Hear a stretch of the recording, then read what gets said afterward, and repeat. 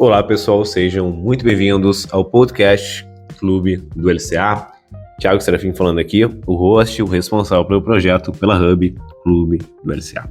Sejam muito bem-vindos. Hoje eu quero falar sobre o tabu entre os profissionais da saúde, principalmente entre nós, fisioterapeutas, que é a lesão do ligamento cruzado anterior. Bom, eu sou o Thiago Serafim, sou mestre especialista em fisioterapia esportiva e hoje eu vou conversar sobre por que a lesão de LCA ainda é evitada por tantos profissionais da saúde. Por incrível que pareça, isso acontece. Mesmo com tanta informação disponível, essa lesão ainda gera uma certa insegurança em muitos profissionais, um receio, e muitas vezes gera o afastamento dos profissionais da saúde do tratamento dessas lesões. Esse episódio não é uma crítica, na verdade ele é um convite.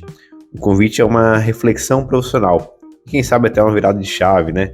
No seu olhar, vamos pensar hoje como profissional da saúde, no seu olhar sobre a lesão de LCA de uma maneira um pouquinho diferente. Bom, então já deu para perceber que o episódio de hoje ele é muito mais focado, muito mais concentrado em profissionais da saúde, sejam médicos, profissionais de educação física ou fisioterapeutas como eu.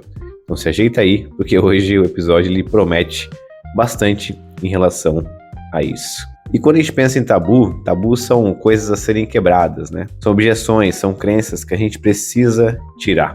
E eu vou trazer aqui o desenvolvimento de algumas crenças e de alguns motivos de por que esses tabus acontecem. O primeiro deles é a dificuldade na formação acadêmica. A primeira barreira começa ainda na graduação. A gente fala muito sobre LCA nas aulas de anatomia, vê estruturas, aprende testes ligamentares como gaveta, teste de Lachman, mas quando chega na hora de reabilitar de verdade, o que a gente aprende não dá conta muitas vezes. É muito diferente o contexto teórico do contexto prático e clínico. Além disso, eu posso até trazer aqui um cenário da minha graduação, para ser uma espécie de case nesse sentido. A minha formação, eu tive lá as minhas matérias, disciplinas de anatomia, depois eu tive a presença nos estágios. Mas quando eu tinha lesões de joelho, muitas vezes, por eu ter estudado em uma universidade pública, eram casos que vinham do SUS, lesões crônicas de joelho, ou pegava um pequeno trecho da reabilitação do LCA de algum ou de outro. Eu não lembro na minha graduação, acho que eu não peguei nenhum ligamento cruzado anterior durante a graduação, durante o estágio de graduação da faculdade. Vi, obviamente, nos estágios que eu fiz fora da graduação, estágios voluntários, mas durante a graduação eu não vi nenhum. E acho que tinha um ou outro paciente lá, e os nossos rodízios, eles eram muito frequentes. Se não me engano, a cada 3 ou 4 semanas a gente rodava entre os estágios. Então você ficava um pequeno trecho de reabilitação com aqueles atletas. Por eu fazer parte de um projeto de extensão, onde a gente atendia atletas da comunidade, atletas próximos da universidade, da cidade, eu reabilitei lesões de LCA ainda na graduação. Mas isso porque eu fiz um projeto de extensão de fisioterapia esportiva. E era um grupo seleto, vamos dizer assim. Só eram poucas pessoas que faziam parte, até porque era uma carga horária pesada, eram todas as noites. Então a gente já tinha as aulas e os estágios durante todo o dia, e toda noite a gente tinha o tratamento a ser feito com aqueles pacientes, com aqueles atletas. Então não eram todas as pessoas que conseguiam fazer, e não eram todas as pessoas que conseguiam manter a rotina também de estar presente lá todas as noites. Então, no contexto teórico, a gente até vê ali as fases da reabilitação, critérios para alta, critérios para progredir, mas confesso que é bem escasso. E é normal, porque a graduação busca ser algo mais generalista. E cabe a nós, como profissionais, sermos mais especialistas. Eu preciso escolher qual é a minha área de atuação e tomar decisões onde eu vou me aprofundar cada vez mais. A verdade é que em muitos cursos o ensino ainda ele é muito teórico, desatualizado, e não prepara o aluno, graduando, para lidar com a complexidade da reabilitação do ligamento cruzado anterior. A falta dessa base sólida na formação inicial ainda planta uma certa semente de insegurança que cresce na vida profissional. A gente precisa se desenvolver ainda mais. E olha, se você é um aluno de graduação, se você está ouvindo isso e é um aluno de graduação, se você está fazendo estágio, se você está em início de carreira, acompanha os profissionais trabalhando, cara. Faz mentoria, faz curso, bate na porta para fazer estágio, para acompanhar atendimento. Eu fiz muito isso na fase final de graduação. Uma segunda barreira é o medo e a insegurança clínica. E aqui entra um segundo ponto, né, que é esse medo de errar. o medo de reabilitar mal, o medo de atrasar o paciente, o atleta, de não conseguir dar conta. Surge aquela dúvida, né? Será que eu vou conseguir deixar esse cara apto para voltar ao esporte? E até, de certa forma, o medo do julgamento de outros profissionais. O medo, ele muitas vezes nos paralisa. Pensando aqui do ponto de vista profissional, uma das coisas que eu não posso passar para o meu paciente é que eu estou inseguro, e que eu tenho medo, é que eu não tenho capacidade para tratar o caso dele. Nunca, jamais eu posso transmitir isso para ele. Posso transmitir alguma dúvida, alguma pergunta que ele me faz, e eu penso a respeito, sei que não tem resposta, mas eu dou uma resposta diferente de medo ou de uma resposta errada, insegura.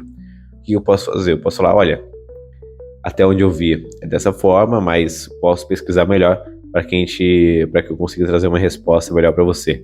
Essa é a única forma que eu vejo do contexto prático, clínico, que a gente pode, entre aspas, titubear diante de um paciente.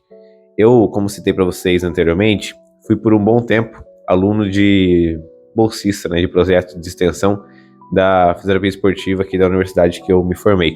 E um tempo depois, ano passado, por um ano, eu fui supervisor desse mesmo programa, onde eu ia lá e orientava alguns alunos, fazia muito papel de preceptor ali daquela jornada de pacientes, de atendimentos, e aí eu ia lá acompanhar os atendimentos e dava muitos feedbacks.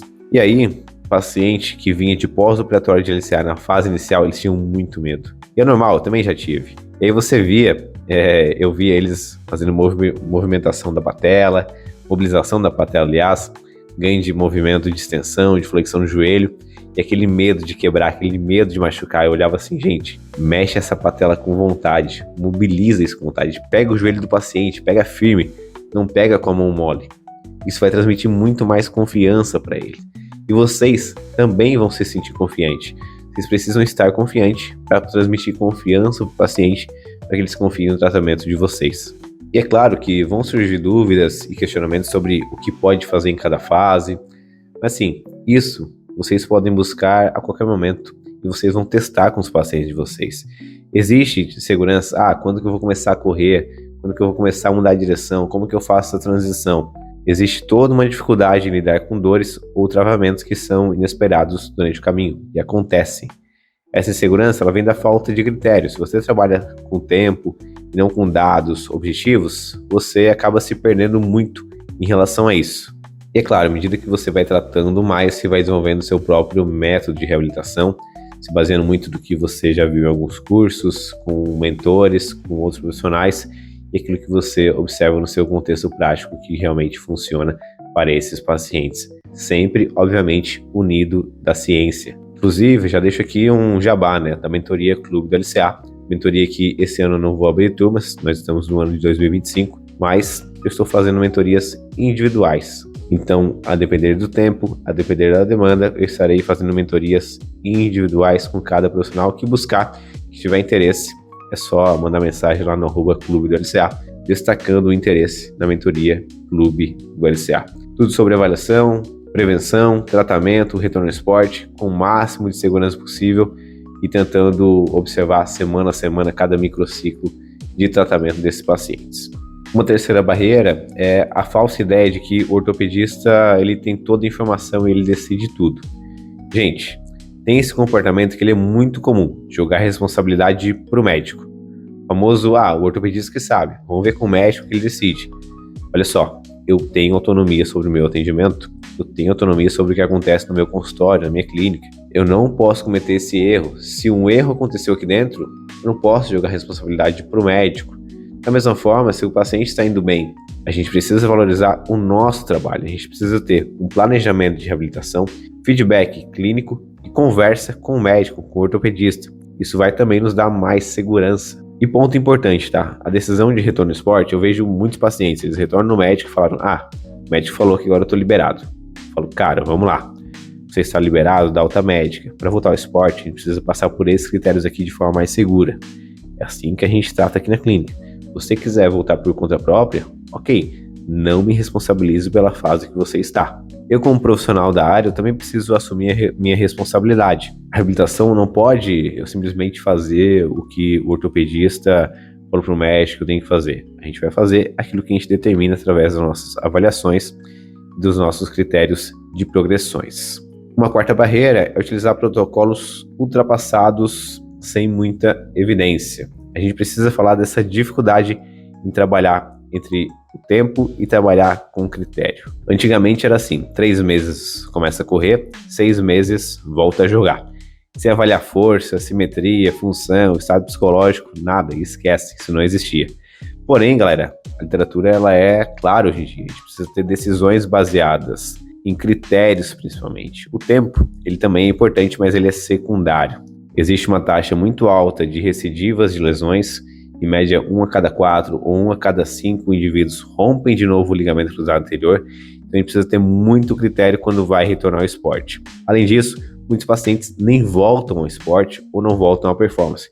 Como que a gente trabalha isso durante o contexto de reabilitação? Isso também são coisas que eu abordo na nossa mentoria Clube do LCA. Mas isso é importante para que a gente consiga ter critérios objetivos, entender as principais demandas, as principais dificuldades do paciente e conseguir evoluir de forma correta. O problema em si não é utilizar um protocolo que não é muito atualizado, é utilizar protocolos na qual você nem raciocina o que está fazendo. Bom, galera, se você é um profissional da área da saúde e ainda se sente um pouco inseguro com o ligamento cruzado anterior, com a reabilitação, com a prevenção, com o tratamento, tudo bem, é comum. A insegurança ela não é uma fraqueza, mas é algo que a gente precisa evoluir. Se você já passou por isso, evitou um caso que sentiu que era mais desafiador, pediu para outro colega assumir, ficou com receio de avançar em carga e progredir em exercício, saiba que é comum. Porém, o que diferencia os bons profissionais é a coragem de reconhecer, buscar conhecimento, evoluir e aplicar. Eu vou até parafrasear aqui o Sócrates, né? Só sei que nada sei, e isso me coloca à frente dos demais. Cara, quanto mais eu estudo sobre LCA, mais eu percebo que eu não sei nada e mais eu me obrigo a estudar mais. É uma espécie de looping sem fim. Esse episódio, galera, é só o começo, tá? Aqui no Clube do LCA, a proposta é que a gente consiga ajudar você a dominar e aplicar tudo que envolve lesão do ligamento cruzado anterior, da prevenção ao retorno ao esporte. Sempre com base em ciência, prática clínica e um diálogo com quem vive isso na pele. Bom, se você gostou desse conteúdo, não deixe de compartilhar esse episódio com outros colegas que também precisam ouvir isso. Não deixe de seguir o nosso Instagram, @Clube do LCA, e não deixe de seguir o nosso podcast na sua plataforma de áudio que você escuta ou através do YouTube.